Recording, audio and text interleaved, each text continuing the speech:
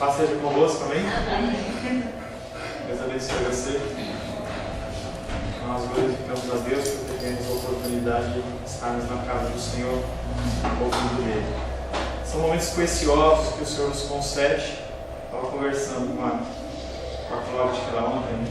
As pessoas elas não observam e não percebem o mover dos tempos. As pessoas elas acham que todas as coisas elas são normais. Que os tempos eles vão passando, que os meses vão virando e que a gente não tem que tomar nenhum tipo de atitude. E eles, como loucos, eles se portam. Eles olham para as situações como se fossem situações comuns e não são comuns, as coisas estão acontecendo à nossa volta. O relógio ele está correndo e haverá um tempo em que não terá mais essa possibilidade da busca do Senhor, em que o conhecimento ele vai ser retido. Vai ser um tempo de dor, vai ser um tempo de dificuldade. E nós temos sim esse privilégio, junto com irmãos ao redor do Brasil, ao redor do mundo, de podermos estudar a palavra do Senhor.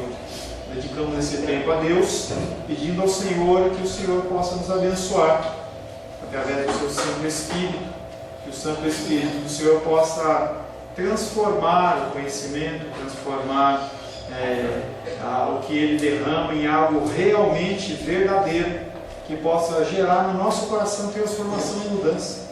Antes de alcançar as outras vidas, que o Senhor possa realmente falar conosco. É a minha oração, em nome de Jesus. Estamos tratando, nesse primeiro período, dentro do tema de santidade, sem a qual ninguém verá o Senhor. Este tema é o último. Cristo é tudo, porque realmente Ele é tudo. Não há nada mais importante do que o nosso Senhor.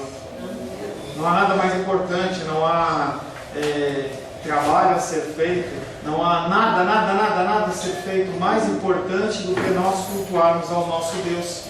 Quando nós vemos a situação, um exemplo clássico de Marta e Maria, e a gente vê a figura de Marta executando uma série de atividades, e aí Maria, ela está sentadinha ouvindo aos pés do Senhor. Muitos podem olhar e falar, pô, Maria, que mulher folgada. Mas na verdade ela está querendo ouvir o que é mais importante. Cristo, para nós, tem que ser o nosso tudo. Uma exceção, não em Cristo ser o nosso tudo, mas de nós podermos estarmos na casa do Senhor. Claro que impedimentos físicos não tem o que você possa fazer, mas nós, de plena saúde, com plena condição, apenas a ação da misericórdia. Quando a Edilene estava falando da mamãe dela que estava doente, e ela falou, eu não vou na escola dominical. Ato de misericórdia. Eu ia responder para ela, acabou não dando tempo. Ato de misericórdia. O ato de misericórdia é um ato que suplanta a lei, que suplanta essa ordenança. Mas fora isso não há motivo. Então sim, eu vou pegar o papai das crianças e vou falar com eles. Hoje não é dia de fazer entrega de nada. Nós temos que entender que o Senhor Ele cuida de nós. A palavra ela é verdadeira e nós não podemos nos deixar ser levados por situações. Porque se assim acontecer, um abismo chama outro abismo e nós nos perdemos. A descida ela é sem freio. E se você entra nessa descida, não é um problema. Cristo é tudo. Falamos primeiramente, Cristo é tudo nos conselhos de Deus. Tudo que Deus faz em relação ao homem, ele passa por Cristo. Nós citamos que quando a terra foi criada, o Senhor estava lá como um instrumento, o Senhor estava lá criando todas as coisas.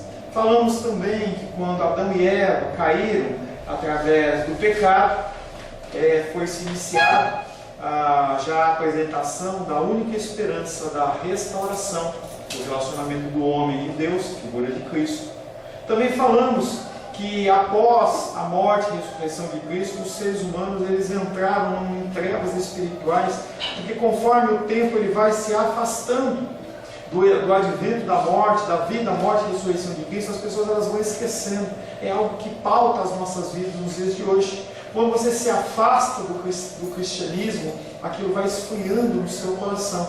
E com o levantar de civilizações como Egito, Babilônia e tudo mais, você vê que essas civilizações elas foram esquecendo da figura divina de Deus. Cristo sempre esteve presente. Sempre esteve presente. Na semana passada, nós falamos que aproxima-se o tempo em que o pecado será expelido deste mundo, não vai continuar assim. Essa situação não vai continuar para sempre.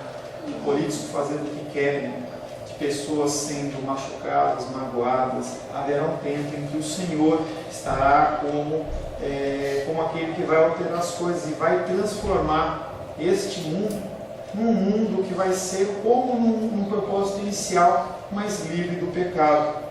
Também haverá o tempo, foi a última coisa que nós falamos na semana passada, em que os homens eles serão julgados, nós seremos julgados. Eu e você seremos julgados, não para condenação, entendendo como todos nós aqui como salvos, tá? Mas nós vamos ser colocados na presença do Altíssimo, perante a todas as nossas ações e as nossas omissões, aquelas que glorificaram a Deus e não glorificaram a Deus. Nós teremos um tempo de amargura, mas haverá logo depois um tempo eterno na presença dele. Mas também haverá o julgamento daqueles que não são salvos e vão ser destinados ao inferno, à perdição eterna. Quem será o juiz? O nosso próprio Senhor Jesus.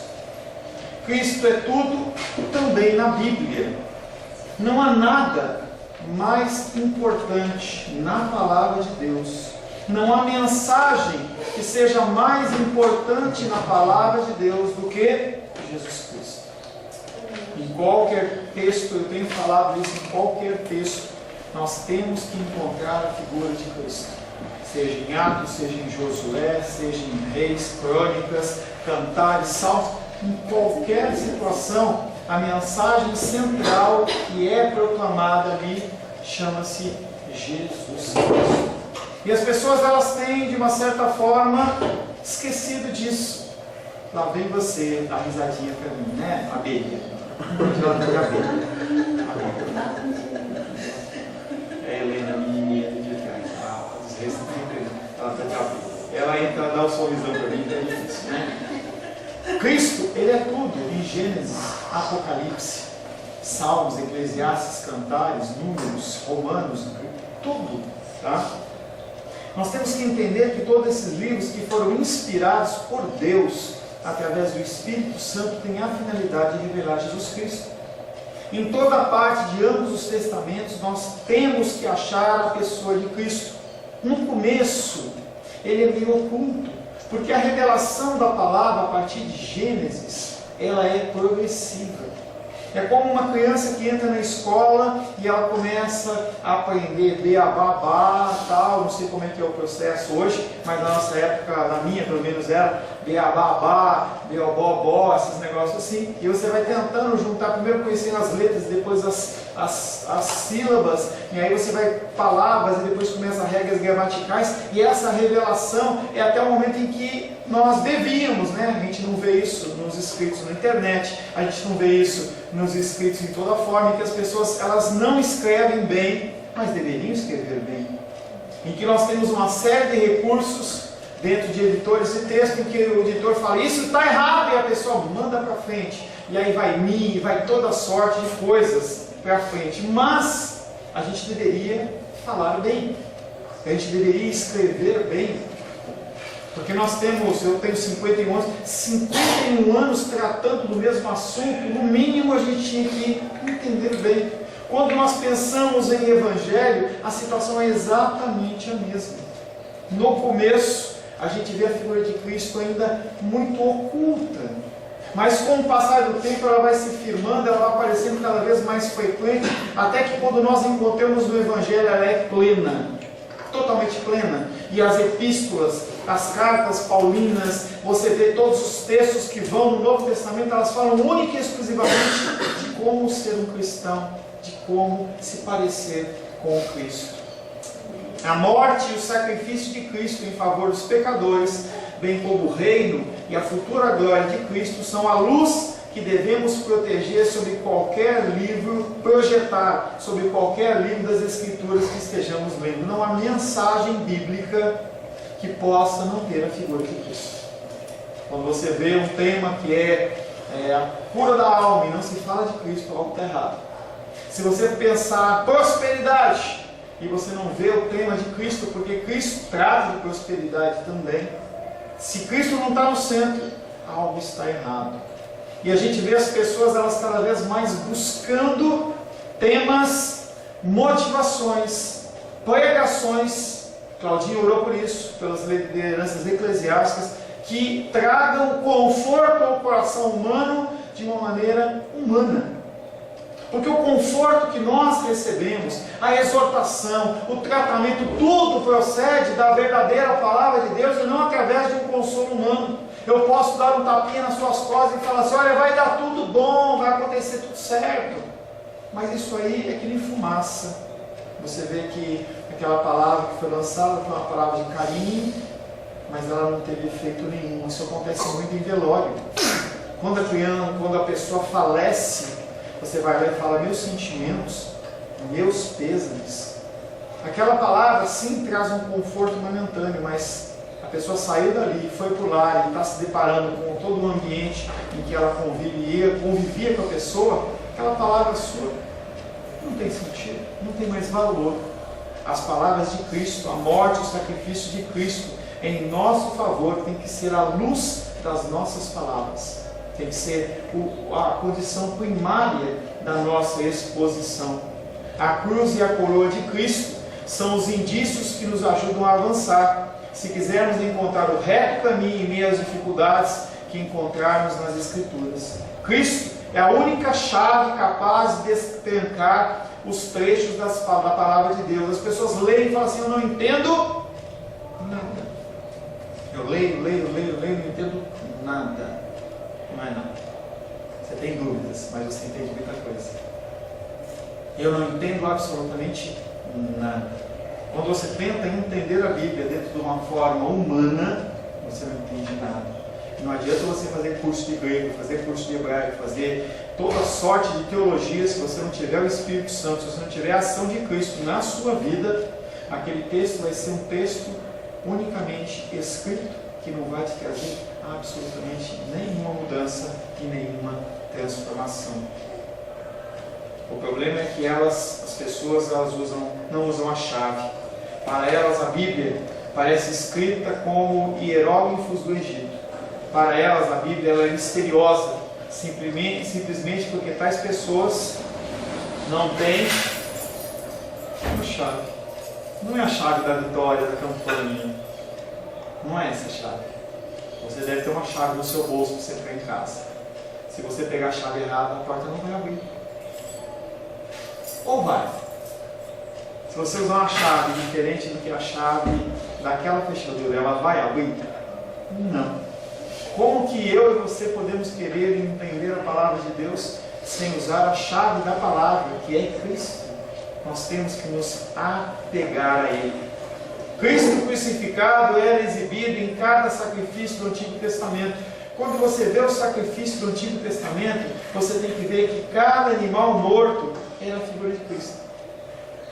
Cada animal morto e oferecido sobre o altar era uma confissão prática de que se esperava um Salvador que morresse pelos pecadores. Um Salvador que tirasse o pecado do homem, sofrendo como seu substituto e portador do pecado em lugar do pecador. Quando você olhar aqueles milhares de sacrifícios que haviam, e é uma coisa que aos nossos olhos hoje, contemporâneos, é uma coisa absurda, você imaginar que ele pegou e matou 70 mil ovelhas, eu não consigo imaginar uma coisa como essa, mas é horrível.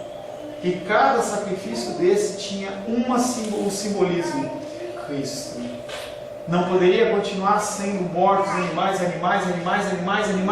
mas haveria um cordeiro que haveria de ser morto, que é a figura do Senhor Jesus Cristo. Também passou para lembrar que por causa do derramamento de sangue, né? Deus derramou sangue para cobrir a vergonha de Adão e Eva, né? E só o Senhor, o derramamento de sangue dele, para poder cobrir também as nossas transgressões, né? Que inclusive o primeiro sacrifício também representa Jesus Cristo.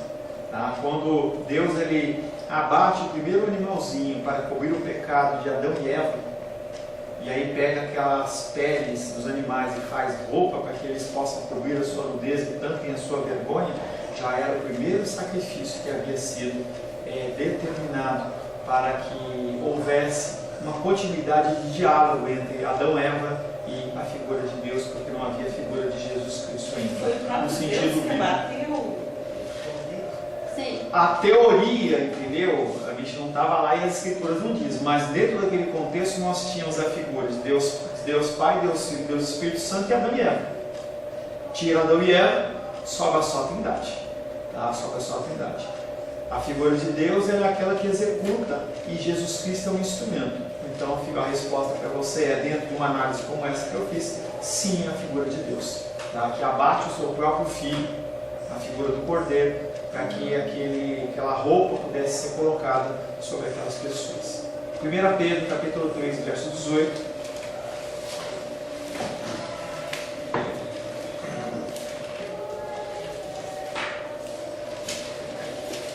Pedro, capítulo 3, verso 18. Aproveitar que o Gabriel está desperto. 1 Pedro, Gabriel. Você que sabe de cor todos os livros da Bíblia.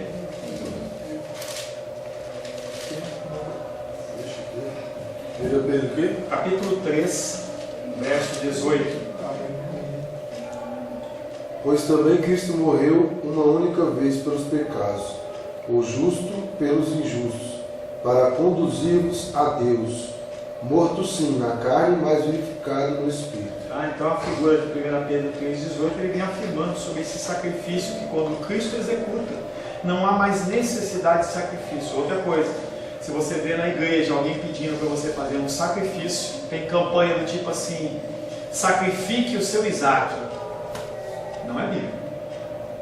Porque já foi feito o sacrifício, não há mais sacrifício a ser feito. Você tem que entregar a sua casa, você tem que entregar o seu carro, você tem que sair de joelhos daqui até não sei aonde, você tem que fazer tal marcha, você tem que fazer tal coisa, porque senão Deus não te ouve.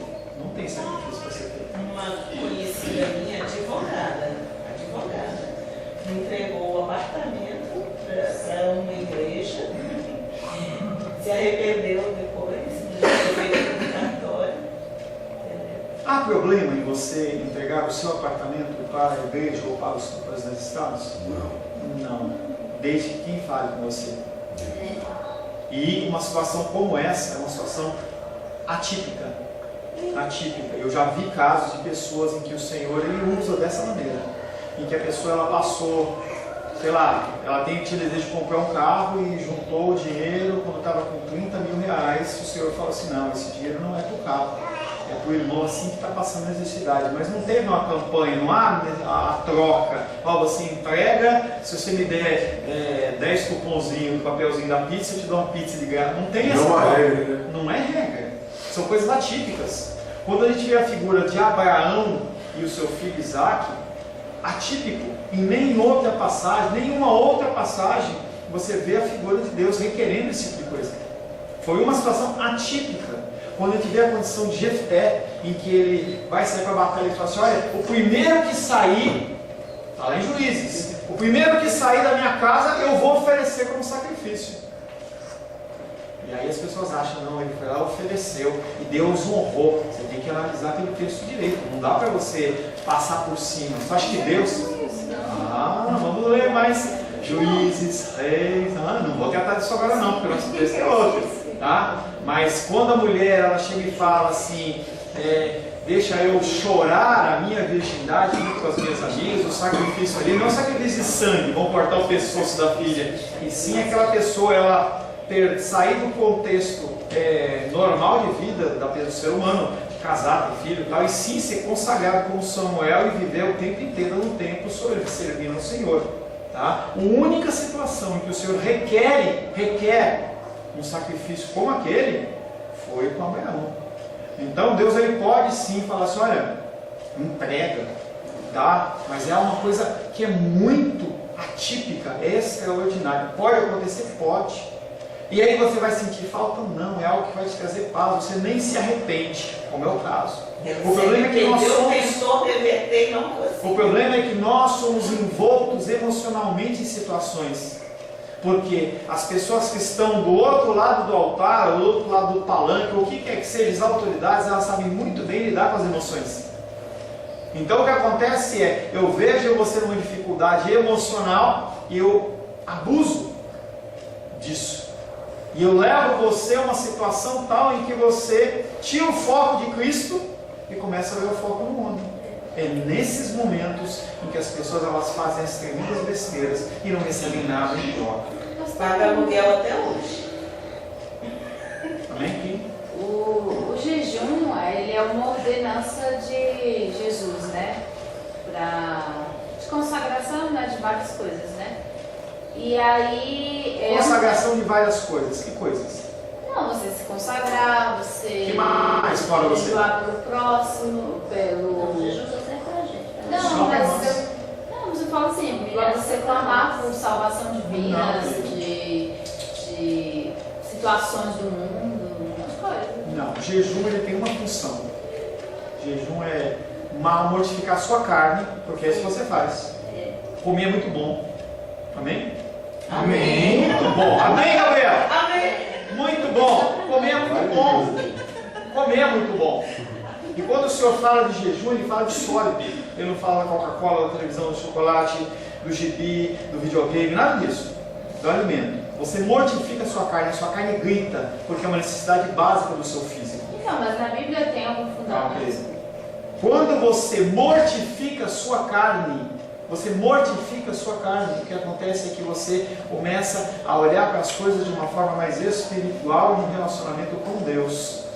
Eu não jejuo pela saúde da Cláudia, porque se eu jejuo pela saúde da Cláudia, o que eu estou fazendo? Eu estou usando uma coisa que vai mortificar a minha carne em prol da Cláudia, não tem sentido. Mas eu falo assim, tipo, no mesmo jejum, vários motivos. No mesmo jejum, você está se consagrando e ao mesmo tempo, às vezes você vê a mazela de uma vida, às vezes não você está muda. numa margem da sociedade. Você está se consagrando, mas ao mesmo tempo você está orando para a libertação daquela pessoa, para ver aquela pessoa salva. Jejum não tem nada a ver com salvação do próximo. Jejum não tem nada a ver com a condição política do país, com a enfermidade, com a dificuldade. Jejum é único e exclusivamente para você se consagrar ao Senhor e mortificar a sua carne. Porque a minha pergunta seria, na verdade, a minha pergunta mesmo... Eu sei, eu interrompi porque você falou uma coisa que eu tinha que corrigir. Porque a minha pergunta mesmo assim, se você está fazendo um jejum num turno do dia, aí você de repente aparece uma situação... Não há jejum no turno do dia, o mínimo são 24 horas. Então, eu tinha essa ideia de fazer por algumas horas, não sei, a quantidade que você suporta. E aí, nesse episódio que você está fazendo jejum, você já está algumas horas em jejum e de repente aparece uma situação de comida. Você abrir mão, entregar naquele momento jejum para Deus, para poder ser, porque você está seduzido para aquele momento, será que desagrada a Deus aquele... Você fez um voto, se eu for combinar com você... Não, mas você não combinou, você não falou quantas horas. Mas tem que falar. Mas tem que falar. Como é que eu chego e falo para você, Benízia, hoje quem vai buscar você em casa sou eu. E eu não falo a hora. E eu não combino que horas que eu chego. E aí você vai ficar esperando lá e você vai descer que horas. Isso acontece bastante com serviços da NET, CAESB. Você fica... Não existe isso. Com o Senhor é tudo muito certo. Não é o nosso tema, eu vou passar por aqui, tá? Se a gente não avança. Jejum, relacionamento com Deus. Único e exclusivamente. Você vai mortificar a sua carne. Você vai ter um relacionamento maior com o Senhor, você vai ouvir a voz dele, você vai conseguir ler a palavra do Senhor e entender, ponto. Tempo de jejum, 24 horas. Onde está isso? Nós temos num contexto de cultura judaica, que passa para a cultura da igreja primitiva, e é assim que eles trabalhavam, 24 horas sem alimento. Mas eu não suporto, não faça jejum. Eu não tenho condição porque eu tomo remédio, não faça jejum.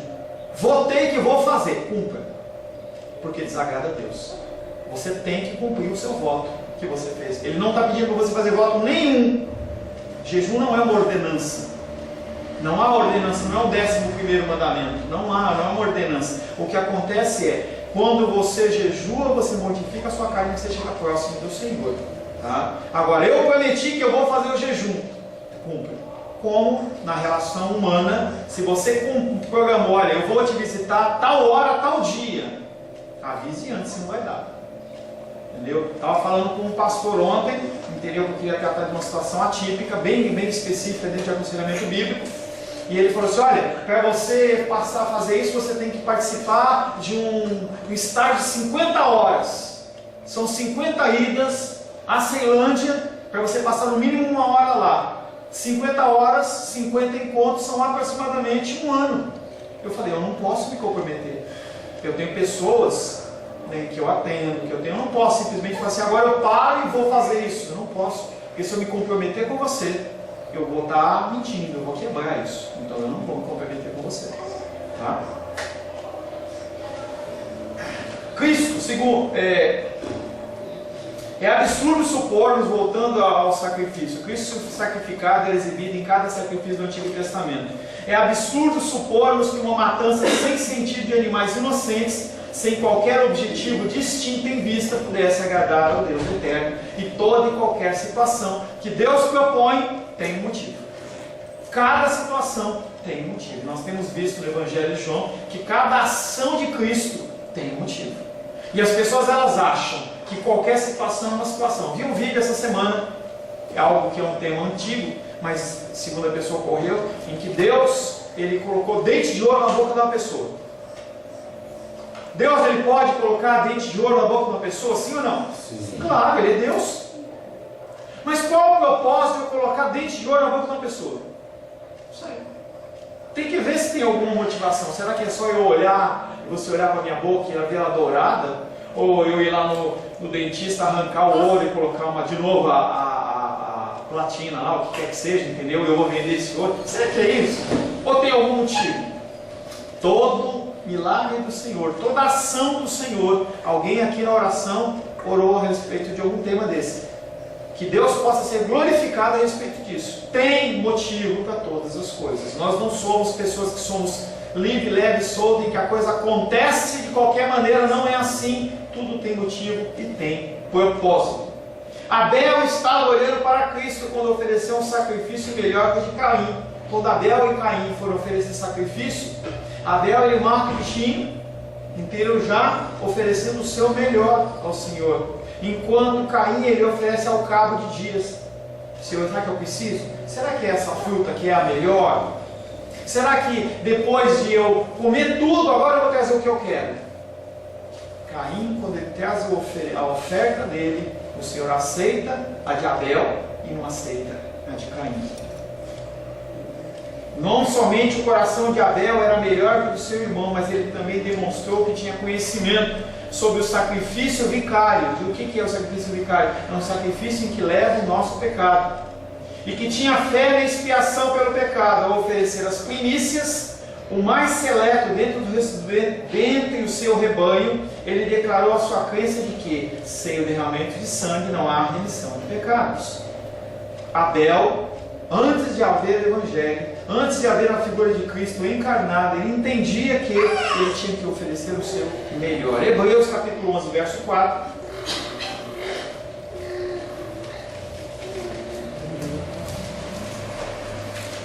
Hebreus 11, 4. Diene, por favor. Saudade pessoal. Não devolvi nem hoje, hein? Pela fé, Abel ofereceu a Deus um sacrifício melhor que o de Caim. Graças a ela recebeu o testemunho de que era justo, e Deus prestou testemunho dos seus dons. Graças a ela, embora morto, ainda fala. Pela fé. Como é pela fé, gente? Como que é um ser humano da segunda geração que foi criado pela fé? Nós temos isso embutido no nosso coração. Nós já tratamos há uns meses atrás. Todo ser humano tem no seu coração. Todo ser humano, o ateu, todo ser humano tem no seu coração de fábrica o sentido de que há uma divindade superior. Nós sabemos. Nós temos um senso moral no nosso coração que nós sabemos o que é certo e errado. Abel, ele foi depois do momento da queda. Então ele tinha um entendimento do que é certo e o que é errado. Aquele homem, ele se constrange a agir perante Deus, independente do que alguém falou, do que alguém determinou, porque aquilo já estava no coração dele, como está no meu e está no seu. Você sabe o que é certo e o que é errado. Você sabe o que é certo e o que é errado. Quando você se deparar uma posição sua de pecado e você olhar no espelho e pensar, eu não sabia o que eu estava fazendo. Mentira. Não há essa condição, nós sabemos. Nós podemos não saber o grau de abrangência do nosso pecado, as consequências, até quando vai o nosso pecado. Mas a gente sabe que vai ter consequências. A gente vê isso em toda sorte de vícios, toda sorte de pecados. Quando você vai agir, você sabe que você está errado, tem consequências. Foi a respeito de Cristo que Enoque profetizou nos dias em que a iniquidade andava solta antes do dilúvio. Enoque, um homem normal, um homem que andava pela terra, em que o Senhor olha e fala: é uma pessoa que tem o meu coração. Judas, verso 14 e 15. Pastor, o que Judas está fazendo na Bíblia? Se ele foi, se ele se enforcou, hein? Será que ele escreveu antes? Hein? Será que ele escreveu antes?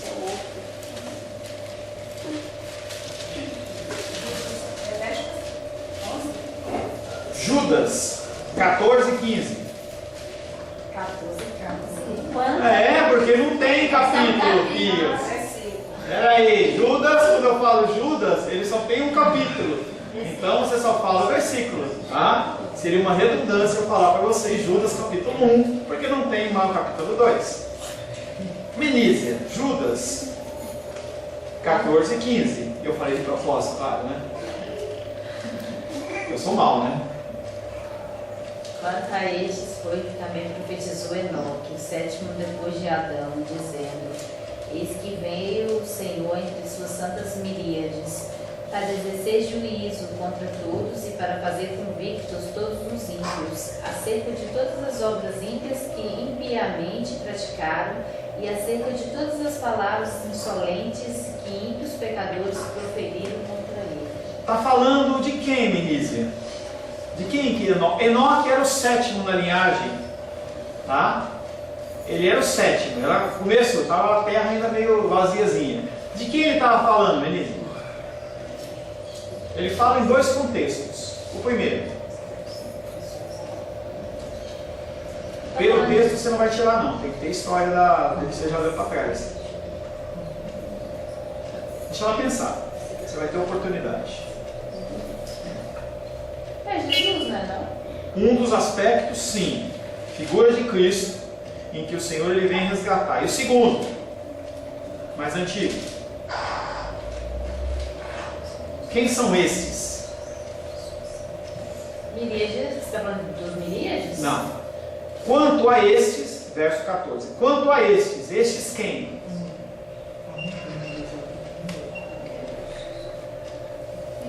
Quanto a estes. Enoque profetizando, né? Sim, mas Quanto a em relação a quem? Alguém ajuda? São os filhos Que filhos? de Deus? Não. Está falando do dilúvio. Ele está falando sobre o julgamento que houve no dilúvio, em que Noé junta a sua família e o resto da humanidade perece.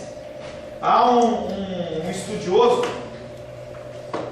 que ele fez uma conta de cabeça, fazendo conta do tipo, um homem com uma mulher tem 2 filhos, 3 filhos, 4 filhos e tal, e chegou a um número hipotético de 4 bilhões de pessoas na época de Noé que morreram. Era algo no nosso nível de população mundial que morreu. E estes que Judas está falando desse. A impiedade, a malignidade era tamanha em que o Senhor deu um basta. Eu por pena que você não tinha WhatsApp. Na sexta-feira eu vou conseguir essa gravação para você. Sexta-feira o pastor Ayrton ele falou sobre textos difíceis na Bíblia. Uma delas foi a condição sobre arrependimento. O que é que significa o arrependimento? Deus se arrependeu, Deus não tal. Muito legal a explicação dele. Se eu conseguir, eu vou trazer para vocês. Porque uma vez eu vi uma palestra, mas eu nem lembro de mais nada. Mas é um homem, parece que ele é muito renomado. Não sei se ele é pastor, mas ele é um cientista químico, Esse não sei mesmo. o quê. Esqueci o nome dele. Então ele é da linha presbiteriana central. Adalto Lourenço. Obrigado. Ele mesmo. E aí ele tem toda uma explicação sobre inúmeras questões. Científica. Tá?